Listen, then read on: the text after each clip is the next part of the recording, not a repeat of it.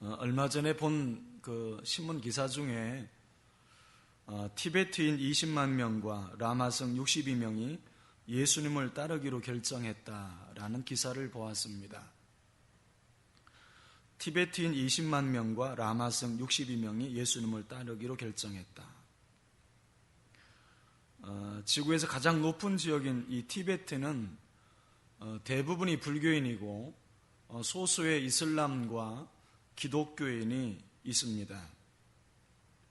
근데 작년에 라마의 지도자 한 분이 기독교로 개종한 후에 목사가 되는 일이 생겼다는 겁니다.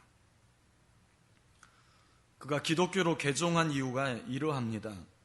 2015년 4월 네팔에 발생한 7.8의 강진으로 8천여 명이 사망을 해요. 이 지진의 여파로 티베트도 많은 피해를 입게 됩니다. 티베트가 이 지진으로 힘들어할 때 기독교인들과 기독교 단체들이 구호물품을 전달해 주었습니다. 또 치료도 해주고 많은 위로와 격려를 해주었죠. 그런 모습이 그 라마 고승의 마음을 움직여서 목사가 되겠다는 겁니다. 그분이 이렇게 말을 했다는 거죠. 우리가 재난에 처했을 때 불교인들이나 힌두교인, 다른 종교인은 볼 수 없었지만 기독교인들은 그리스도의 사랑을 보여주었습니다. 그리스도의 사랑이 그 땅에 뿌려지기 시작하면서 그곳에 싹이 트기 시작한 겁니다. 그리고 라마 지도자가 개종하고 라마성 62명도 그리스도를 따르기로 결심을 합니다. 이 지역에서 1년 만에 약 20만 명의 개종자가 생긴 것으로 추정을 하고 있습니다. 놀라운 일이죠. 이것은 믿는 자들이 삶으로 그리스도의 사랑을 나타내고 보여주는 것이 얼마나 중요한 것인가를 보여주는 그런 사건이라고 생각이 돼요. 하나님이 어디 계시냐? 이 질문은 매우 중요한 것입니다. 이 질문에 어떤 답을 갖고 있느냐에 따라서 인생은 많이 달라질 것입니다. 하나님이 계시다. 하나님이 지금도 살아계신다. 하나님이 지금도 우리 행위를 굽어 살펴보고 계신다. 그렇게 믿고 사는 사람과 하나님이 어디 계시냐? 없다고 생각하는 사람의 삶은 다를 수밖에 없는 것입니다. 여러분 옆집에 그냥 나이롱 불교 신자가 아니라 불교에 좀 심취한 분이 살고 계십니까? 그분과 여러분의 삶이 어떻게 다릅니까? 여러분 옆집에 하나님을 모르는 불신자가 살고 있습니까? 그분과 여러분의 삶은 어떻게 다르십니까? 많이 다를 것입니다. 또 다를 수밖에 없는 것입니다. 가치관도 다를 것이고 삶의 스타일도 다를 것이고 심지어는 얼굴 표정도 많이 다를 것입니다. 비슷하거나 차이가 없다면 우리가 시원치 않게 예수를 믿기 때문입니다. 여러분이 회사를 다니고 있다면 여러분 회사에 직급이 같은 팀장이 있다고 한번 생각해 보십시오. 한 사람은 불교를 믿는 불교 팀장이고 다른 한 사람은 예수를 믿는 크리스천 팀장입니다. 그 두 사람의 모습이 어떨까요? 일하는 스타일이나 사람을 대하는 태도나 접대하는 방식이나 팀 운영비를 쓰는 방식도 같지 않을 겁니다. 오히려 같다면 더 이상한 거예요.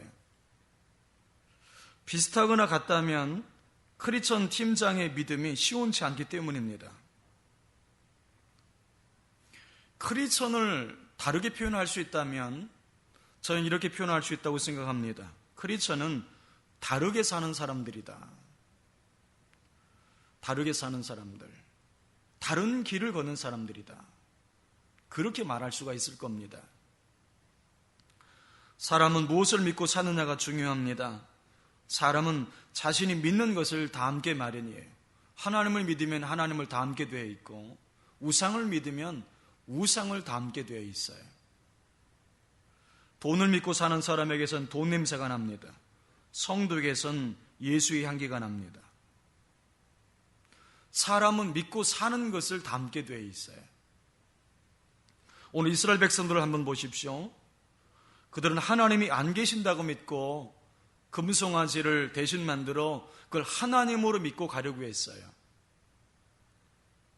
그러나 모세는 달랐습니다. 그는 하나님이 살아계심을 믿고 있었기에 회막을 만들고 그곳에서 기도하였습니다. 또 백성들 가운데 하나님이 살아계신 것을 믿는 사람들도 모세처럼 회막으로 나아갔습니다. 여러분 잘 보십시오. 이스라엘 백성들이 다 불신앙적으로 하나님이 없다고 했습니다. 없다고 생각했으니까 그래서 하나님 대신 금송아지를 만들어서 그 앞에서 뛰놀았습니다. 그런데 한 사람 모세가 하나님을, 살아계신 하나님을 믿었습니다. 그 하나님과 교제하기 위해서 회막을 만들고 그곳에서 기도했습니다. 그런 믿음의 행위가 결국 백성들에게 하나님의 살아계심을 믿게 했다는 거예요. 한 사람의 믿음의 행위가 모든 사람에게 선한 영향력을 끼친 셈이 된 겁니다. 이런 믿음도 중요하지만 믿음대로 사는 것은 더 중요한 거예요. 믿는다는 것 가지고는 역사가 일어나지 않아요. 진짜 믿는다면 믿음대로 살아야 역사가 일어납니다. 믿음의 삶이 중요한 거예요. 내가 교회 다니는 것은 큰 감동을 주지 못해요. 내가 주일마다 예배 참석하는 것 가지고는 사람들에게 영향력을 줄 수 없습니다. 여러분, 세상은 삶으로 보여진 사랑에 감동하는 거예요. 삶으로 보여진 사랑. 세상은 하나님이 어디 계시냐? 하나님이 없다고 합니다. 하나님이 계신 증거를 대라고 합니다. 하나님을 보여주면 믿겠다고 말합니다. 그런 그들에게 성경을 펴놓고 설명해 줄 수 있습니다. 하지만 더 중요한 것은, 더 확실한 방법은 우리의 삶으로 하나님을 보여줄 수 있어야 돼요. 우리 삶에 예수의 흔적이 있어야 돼요. 내 삶에 예수의 향기가 있어야 돼요. 이번 리우 올림픽에서 양궁이 전 종목을 석권했죠. 남녀 단체전, 남녀 개인전 모두 금메달을 땄습니다. 여자 단체전과 개인전에서 금메달을 차지한 장혜진 선수, 아마 이름은 들어봤을 겁니다. 장혜진 선수가 금메달을 확정했을 때 기도하는 장면이 이렇게 카메라에 잡혔어요. 그리고 이어진 인터뷰에서 이렇게 말을 합니다. 먼저 하나님께 이 영광을 다 돌려드리고 싶고, 그냥 끝까지 한 발 한 발 최선을 다해 쐈던 것이 좋은 결과가 있었던 것 같습니다. 세상은 하나님을 찾고 있습니다. 그런데 하나님을 못 찾고 하나님처럼 생긴 것을 믿고 살고 있습니다. 돈이 하나님인 줄 알고, 권력이 하나님인 줄 알고, 쾌락이 하나님인 줄 알고 그건 믿고 살아가고 있습니다. 하나님이 어디 계시냐? 이건 정말 오늘 우리에게도 중요한 숙제로 남아 있습니다. 그러나 우리가 모세와 같이 내 삶을 통해서 하나님의 살아계심을 보여줄 수 있어야 된다는 거죠. 이 땅에 교회가 그 일을 해야 된다는 것입니다. 그러니 세상이 하나님을 찾지 못하고 헤매는 것은 누구의 책임이 더 큰 것입니까? 세상 책임보다는 이 땅의 교회 책임이 큰 거예요. 교회가 하나님을 보여주지 못하고 있는 거예요.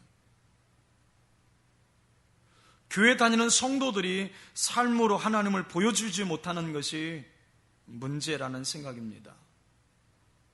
여러분, 교회는 세상에 하나님을 보여주는 창문과 같아요.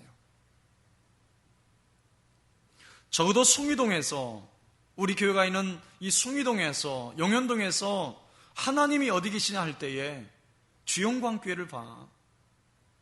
주영광교회 성도를 봐. 그렇게 말할 수 있는 교회가 되어야 되는 것입니다. 그것이 주님의 뜻이고 그 교회에 하나님의 은혜가 머무는 거예요. 한번 따라해 보십시오. 삶으로 하나님을 보여주는 성도가 되라. 삶으로 하나님을 보여주는 교회가 되는 거예요. 첫째는 모세가 회막을 만듭니다. 7절 말씀을 같이 읽어봅니다. 7절입니다. 시작.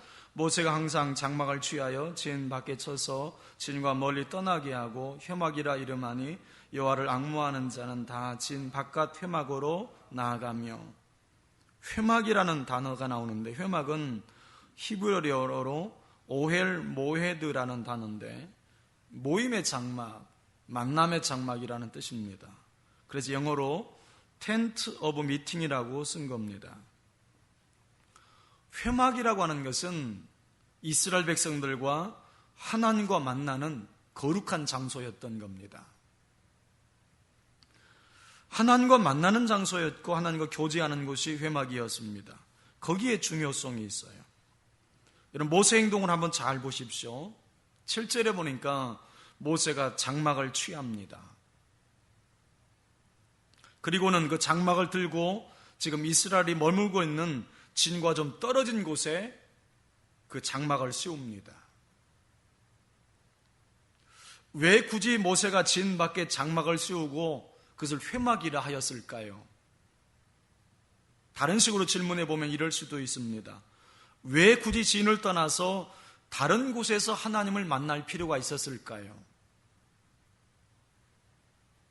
그 답은 지난 시간에 살펴본 출애굽기 33장 3절과 연관이 되어 있습니다. 출애굽기 33장 3절에 보면 너희를 젖과 꿀이 흐르는 땅에 이르게 하려니와 나는 너희와 함께 올라가지 아니하려니 너희는 목이 곧은 백성인즉 내가 길에서 너희를 진멸할까 염려함이니라 하시니. 이스라엘이 목이 곧은 교만한 백성이었으므로 하나님께서 그곳에 거하실 수 없었다는 거예요. 잘 생각하셔야 합니다. 저들이 계속해서 회개하지 않으므로 하나님이 함께하지 않겠다고 말씀하시는 거예요. 이에 모세는 하나님의 의로우신 판단에 순종해서 백성들이 지금 머무는 곳을 조금 떠납니다. 지인에서 조금 떨어집니다. 그리고 그곳에 장막을 치는 거예요. 금송아지 존재로 인해서 더럽혀진 그 진영 가운데는 하나님이 더 이상 거하실 수 없다고 생각했던 겁니다. 그래서 진영으로부터 좀 떨어진 바깥에 처소를 만들고는 하나님을 만나는 곳이라고 회막이라 이름을 붙인 거예요. 또 자신뿐만 아니라 하나님을 앙모하는 자는 다 진 밖 회막으로 나오도록 했습니다. 그곳에서 하나님을 더 깊이, 더 새롭게 만나도록 했던 거지요. 이걸 통해서 평범한 진리를 다시금 깨닫습니다. 죄가 있는 곳에는 하나님이 임재하지 않는다는 거죠. 죄가 있는 곳에는 하나님이 역사하지 않아요. 죄가 있는 곳에서는 하나님의 은혜가 부어지지 않습니다. 여러분 잘 보십시오. 이스라엘이 원망하던 때가 아니에요. 이스라엘이 안식일을 범했을 때가 아닙니다. 언제입니까? 이스라엘이 하나님을 버리고 금송아지를 세웠을 때 모세는 진 바깥에 장막을 치게 됩니다. 즉 우상 숭배했을 때 진받게 회막을 만든 거예요. 왜냐하면 우상 숭배하는 곳에는 하나님의 임재가 없기 때문입니다. 하나님이 안 계신 곳에서 40일을 금식한들 하나님이 응답하실 리가 없는 거지요. 그래서 장막을 떠나서 장막 밖에 회막을 만들 수밖에 없었던 겁니다. 오늘 우리의 삶을 한번 살펴보십시오. 여러분, 회막이 필요했다기보다는 지금 이스라엘이 머물고 있는 그 장막이 더럽혀져 있는 거예요. 장막이 더럽혀져 있는 거예요. 이스라엘이 머무는 그 진이 더럽혀져 있는 거예요. 우상으로 더럽혀져 있기 때문에, 우상 숭배로 더럽혀져 있기 때문에 회막의 필요성이 생긴 겁니다. 오늘날 우리가 머무고 있는 장막은, 우리가 머무는 처소는 세 가지라 볼 수 있습니다. 집과 회사와 교회입니다. 이것을 우리가 머물고 있는 장막이라 볼 수 있을 겁니다. 여러분이 거하는 그 집이 거룩하다면, 여러분이 다니는 회사가 거룩하다면 굳이 회막은 필요하지 않아요. 우리들의 교회가 거룩하다면 굳이 회막은 안 필요합니다. 머무는 그곳에서 하나님을 만날 수 있습니다. 머무는 그곳에서 하나님께 기도할 수 있습니다. 머무는 그곳에서 하나님의 은혜를 구하고 하나님의 능력을 구할 수 있습니다. 그러면 하나님이 은혜 주십니다. 하나님의 기도에 응답해 주십니다. 왜 그렇습니까? 내가 머무는 곳에 하나님이 임재하고 계시기 때문인 겁니다. 여러분, 초막이나 궁궐이나 내 주 예수 모신 곳이 하늘나라인 줄로 믿습니다. 여러분, 내가 아무리 호화로운 저택에서 살고 고급 수용차를 몰고 다닌다 할지라도 예수가 안 계신 곳은 지옥인 겁니다. 예수 없는 성공은 결코 성공이 아니에요. 성도 여러분, 여러분이 머무는 곳에서 기도가 잘 되고 있으십니까? 여러분의 집에서 기도하면 기도의 문이 잘 열리십니까? 사업장에서 기도하면, 회사에서 기도하면 하나님의 은혜가 임하고 있습니까? 교회가 아니라서가 아니라는 거예요. 교회가 아니라서가 아니에요. 그 초소에 하나님의 임재가 없기 때문인 거예요. 그 초소가 죄로 더럽혀져 있기 때문일 수 있다는 거예요. 사랑하시는 여러분, 회막이 굳이 필요치 않는 장막으로 충분한 삶이 되어야 합니다. 여러분이 머무는 장막마다 우상을 섬기지 말고, 우상으로 더럽히지 말고 하나님을 바르게 섬기십시오. 여러분이 머무는 곳마다 세상의 것으로 인테리어 하지 말고 말씀과 기도로, 찬양으로 장식하십시오. 그 무엇보다도 여러분, 하나님을 여러분 인생의 주인으로 모시고 사십시오. 왕으로 모시고 사십시오. 여러분, 그러면 여러분이 어느 곳에 머물든 그곳이 회막이 되고, 그것이 하나님을 만나는 장소가 되고, 하나님과 함께하는 축복의 장소가 될 것입니다. 두 번째는 백성들이 모세를 바라보고 있습니다. 본문 8절을 같이 읽어봅니다. 8절입니다. 시작. 모세가 회막으로 나갈 때에는 백성이 다 일어나 자기 장막문에 서서 모세가 회막에 들어가기까지 바라보며. 한번 이 광경을 한번 상상해 보세요. 모세가 자기 처소에서 나와 회막으로 나아갑니다. 그래서 백성이 다 일찍 일어나 자기 장막문 앞에 서요. 자기 텐트 앞에 선 겁니다. 그리고 모세가 회막에 들어가기까지 모세를 계속 바라보고 있는 거예요. 이것이 중요한 겁니다. 백성은 하나님을 볼 수 없었지만 하나님의 종 모세를 통해서 보고 있는 거예요. 모세의 행동이 백성들에게 너무 큰 영향을 주었습니다. 모세가 회막으로 갈 때에 하나님을 앙망하는 신앙 있는 백성은 모세를 따라 회막으로 나아갔습니다. 믿음 없는 백성들도 회막으로 나가는 모세를 바라보다가 그 자리에서 하나님을 경배하게 돼요. 성도 여러분, 먼저 믿는 우리가 대단히 중요합니다. 먼저 믿는 우리가 대단히 중요해요. 우리를 보고 있는 사람들이 많이 있습니다. 안 보는 것 같아도 다 보고 있어요. 지난 주간에 미주 기독일보에 중직자 자녀들이 신앙생활을 잘하지 못하는 이유라고 하는 기사가 났습니다. 중직자 자녀들이 신앙생활 잘하지 못하는 이유, 그 기사가 났어요.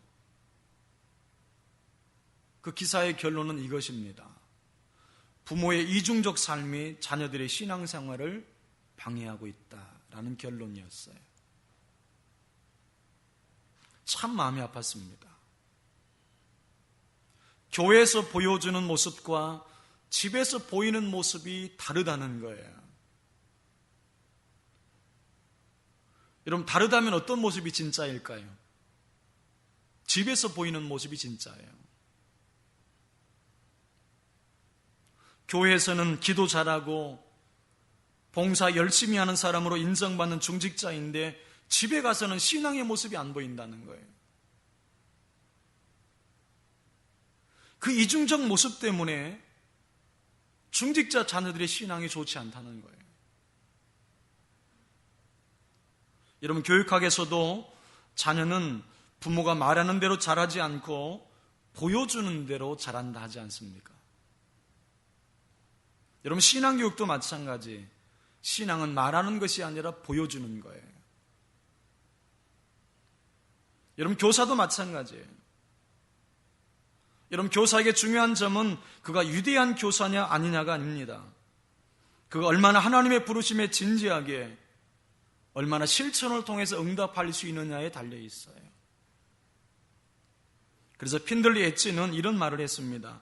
학습에 영향을 주는 가장 중요한 요소는 교사의 생활과 인격이다.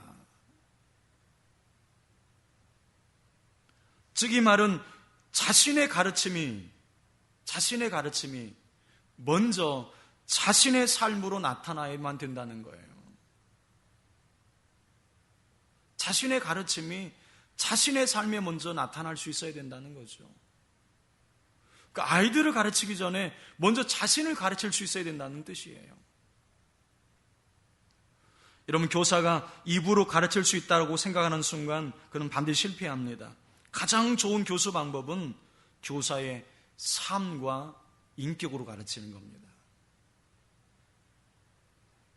말과 글로서만 교육되는 것은 아니에요.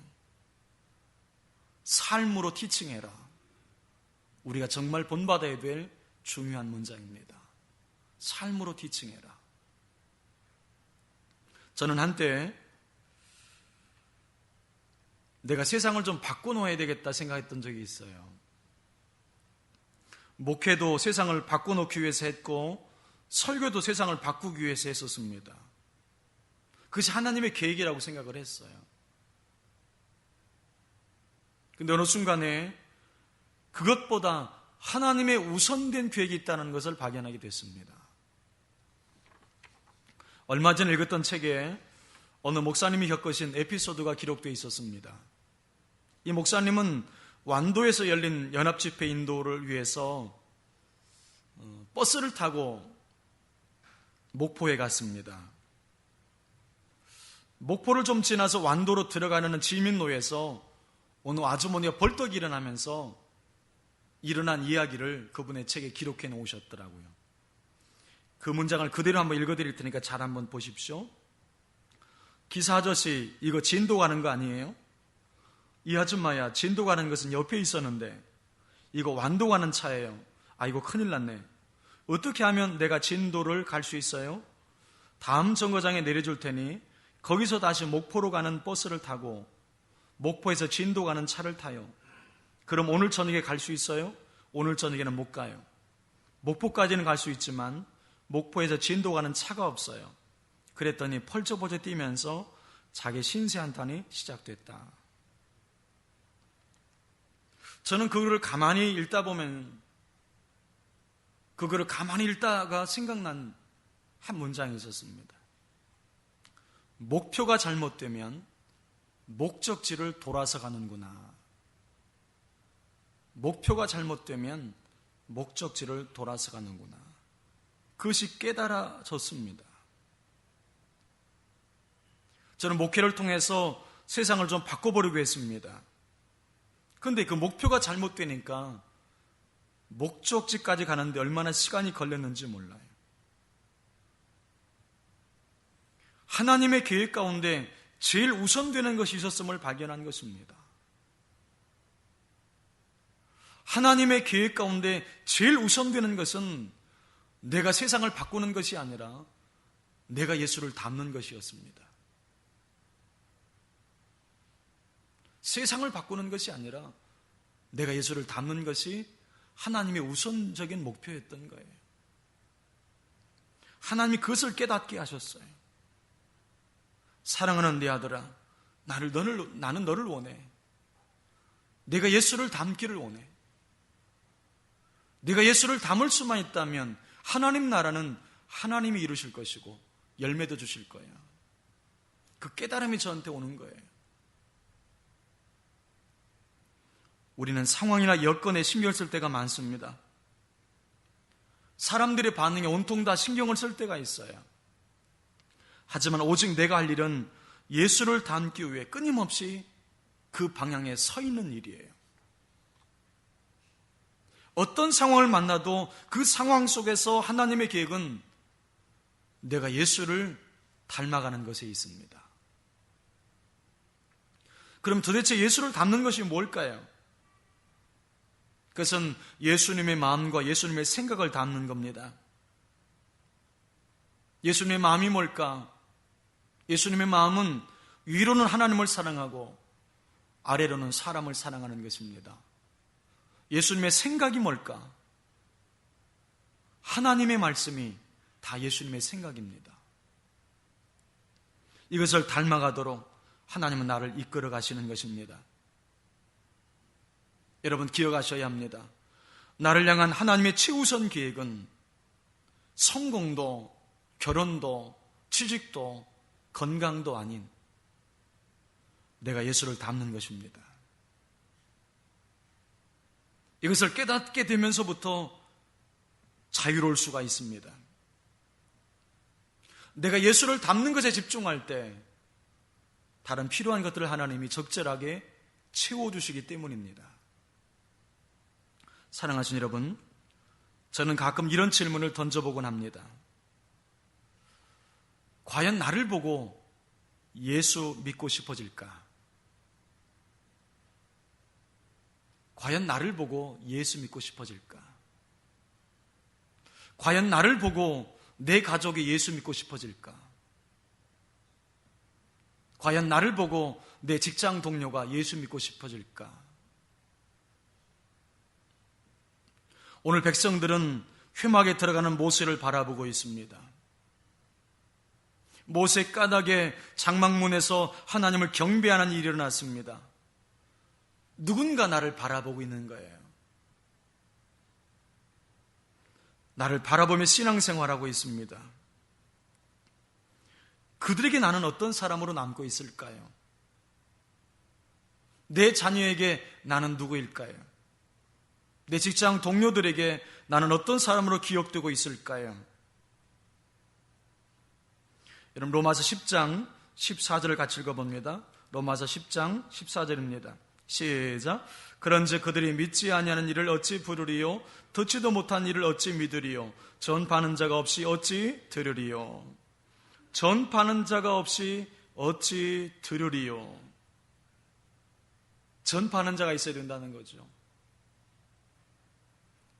입술로도 전파를 해야 되겠으나 더 중요한 것은 삶으로 하나님을 전파할 수 있어야 합니다. 여러분, 삶으로 복음으로 보여주는 자가 있어야 되는 거예요. 여러분, 그럴 때 모세처럼 나를 통해서 누군가가 하나님을 믿고 나를 통해서 누군가가 하나님을 예비하게 되는 것입니다. 이런 복음의 통로, 구원의 통로로 쓰임받기를 주님의 이름으로 축복합니다. 세 번째는 하나님이 모세와 교제하십니다. 본문 9절부터 11절을 같이 읽어봅니다. 본문 9절부터 11절입니다.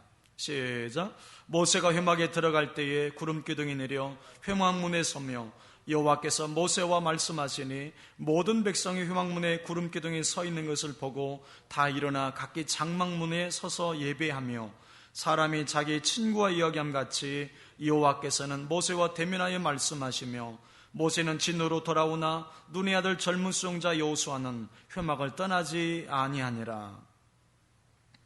이 말씀에서 우리는 구름기둥과 친구라는 말씀이 중요한 메시지로 다가옵니다. 구름기둥 그리고 친구. 이스라엘 백성들은 광야에서 하나님께서 구름기둥과 불기둥으로 인도한 것을 알고 있어요. 낮에는 뜨거워서 견딜 수가 없고 밤에는 추워서 견딜 수 없는 곳이 광야입니다. 구름기둥은 하나님이 함께 하신다는 증거였어요. 동시에 구름기둥은 이스라엘 백성들을 인도해 가시는 일종의 하나님의 안내 역할이었습니다. 그들은 구름기둥이 머물면 머물렀고 구름기둥이 움직이면 함께 움직였습니다. 그렇게 이스라엘 백성들은 구름기둥을 따라갔습니다. 그렇게 가나안 땅까지 갈 것입니다. 오늘 모세에게도 그 은혜가 임했다고 성경은 말씀하는 것입니다. 그가 회막에 들어갈 때에 그 구름기둥이 내려서 회막문 앞에 딱 서는 거예요. 이것은 하나님께서 모세를 보호하고 있다는 뜻이고 모세를 인도하겠다는 뜻입니다. 성도 여러분, 오늘 우리의 삶이 고단하고 광야 같은 인생을 살아가고 있습니다. 하루하루의 삶이 너무나 피곤합니다. 여러분, 그런 삶이지만 우리가 하나님을 의지하고 믿음으로 살면 하나님께서 우리 삶을 보호하시고 하나님 우리 삶을 인도해 가시는 것입니다. 내 삶이 지치고 힘들 때마다 더 하나님 앞에 무릎 꿇고 기도하면 하나님께서 내 삶을 앞길을 열어가시는 것입니다. 끝내는 천국까지 우리의 삶을 인도해 가실 것입니다. 여러분, 중요한 것은 내가 믿음으로 살아갈 때 그 은혜를 누리는 거예요. 믿음으로 살아갈 때. 이스라엘이 구름기둥을 따라간 것처럼 내가 주님의 말씀을 따라가고 주님의 인도에 순종해 갈 때 그런 하나님이 주신 은혜를 누릴 수 있는 것입니다. 주 예수를 부르는 자는 구원을 받으리라 말씀합니다. 주 예수를 부르는 자는 구원을 받으리라. 여러분, 하루 동안 여러분의 입술에 주님이라는 단어가 몇 번쯤 사용되는 것 같습니까? 여러분의 입술에 주님이라는 단어가 입술에 늘 있어야 돼요. 그러면 말씀대로 구원을 받게 되는 것입니다. 더 놀라운 것은 사람이 친구와 이야기한 같이 하나님께서 모세와 대면에 말씀했다고 기록합니다. 민수기 12장에 보면 이런 말씀이 나와요. 내 종 모세와는 그렇지 아니하니 그가 내 온 집에 충성함이라. 그와는 내가 대면하여 명백히 말하고 은밀한 말로 하지 아니하며 그랬습니다. 이 대면이라는 말은 얼굴과 얼굴을 맞댄다는 뜻이에요. 얼굴과 얼굴을 맞댄다. 굉장히 친밀한 교제를 나누었다는 뜻입니다. 모세는 이렇게 하나님과 친밀한 교제를 통해서 자신이 걸어가야 될 길을 발견해요. 모세는 이 교제를 통해서 자신의 인생을 살아갈 에너지를 얻습니다. 모세는 이 하나님과의 교제를 통해서 날마다 순종할 수 있는 거룩한 능력을 받아요. 여러분, 성도는 하나님과의 교제에서 힘을 얻어야 돼요. 하나님과의 교제에서 능력을 받아야 돼요. 하나님과의 교제에서 하나님의 복을 받아야 돼요. 그래야 승리할 수 있는 거예요. 이제 여름 시즌이, 휴가 시즌이 끝이 나고 있습니다. 요즘 나오는 용어 중에 휴가 후유증, 휴가 증후군이라는 말이 회자가 되고 있습니다. 여름 휴가 이후에 의욕 상실이 오거나 피로감이나 불면증 등을 시달리는 사람들이 많다는 것입니다. 그로 인해서 휴가 이후에 다시 일상으로 돌아가지 못하는 분들이 많다는 거예요. 성도 여러분, 여러분은 어떠하십니까? 휴가 중에 하나님과 교제하지 않는 성도들이 많아요. 오히려 휴가 때문에 영적인 패턴이 끊어지는 분들을 많이 봅니다. 세상 사람들처럼 캠핑하고 물놀이하고 삼겹살 구워 먹고 분위기 있는 카페에서 차 한잔 마시고 이렇게 사람들과 교제합니다. 근데 정작 휴가 시즌에 시간을 내서 그동안 하지 못했던 성경을 읽거나 기도의 시간을 갖지 않습니다. 하나님과 교제하지 않는 거죠. 영적인 쉼이 없으니까 휴가를 끝내고도 영적인 회복이 일어나지 않는 거예요. 주님은 이렇게 진정한 쉼으로 우리를 초청하고 계십니다. 마태 11장 28절을 마음에 새기며 읽어봅니다. 마태 11장 28절입니다. 시작. 수고하고 무거운 짐진 자들아 다 내게로 오라. 내가 너희를 쉬게 하리라. 주님은 우리를 진정한 쉼으로 초청하고 계세요. 너에게 쉼이 필요하냐?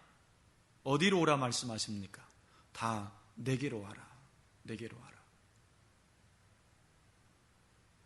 진정한 회복이 필요하고 쉼이 필요할 때 바다를 찾고 계곡을 찾는 것이 아니라 주님을 찾아야 합니다. 여러분, 바다나 계곡은 육적인 쉼은 줄 수 있을지 몰라도 영적인 쉼은 주지 못해요. 여러분, 영적인 회복이 있어야 육이 회복이 되는 겁니다. 회복은 주님이 주십니다. 회복은 주님께로 갈 때 받게 되는 것입니다. 사랑하신 여러분, 이제 말씀을 맺어봅니다. 성경학자인 아더 핑크는 이렇게 모세를 이야기했습니다. 하나님과의 친밀한 교제가 모세를 위대한 인생으로 만들어갔음은 의심할 여지가 없다. 하나님과의 친밀함이 능력이고 권세이고 힘입니다. 여러분, 모세는 수많은 사람들이 둘러싸여 있으면서도 하나님에 대해서 목말라 했어요. 그는 복잡한 곳을 피해서 한적한 곳에서 하나님과 교제하기를 원했습니다. 우상의 땅을 떠나서 하나님을 만나고 싶어 했습니다. 그런 회막을 모세는 좋아했고 심지어는 여호수아는 회막을 떠나지 아니했다고 했습니다. 그렇게 하나님과의 친밀한 교제가 모세와 여호수아의 인생을 위대하게 만들어갔던 것입니다. 아삽은 하나님을 가까이함이 내게 복이라 그랬어요. 하나님을 가까이 하면 할수록 우리 인생이 복되게 되는 것입니다. 사랑하시는 여러분, 하나님을 즐거워하십시오. 그리고 하나님과 교제하는 시간을 즐거워하십시오. 말씀과 기도와 찬양을 통해서 하나님과의 친밀한 교제를 가지십시오. 그 친밀한 교제가 여러분의 인생을 가장 복되게, 가장 위대한 인생으로 만들어 갈 줄로 믿습니다. 우리 함께 같이 기도하면 좋겠습니다.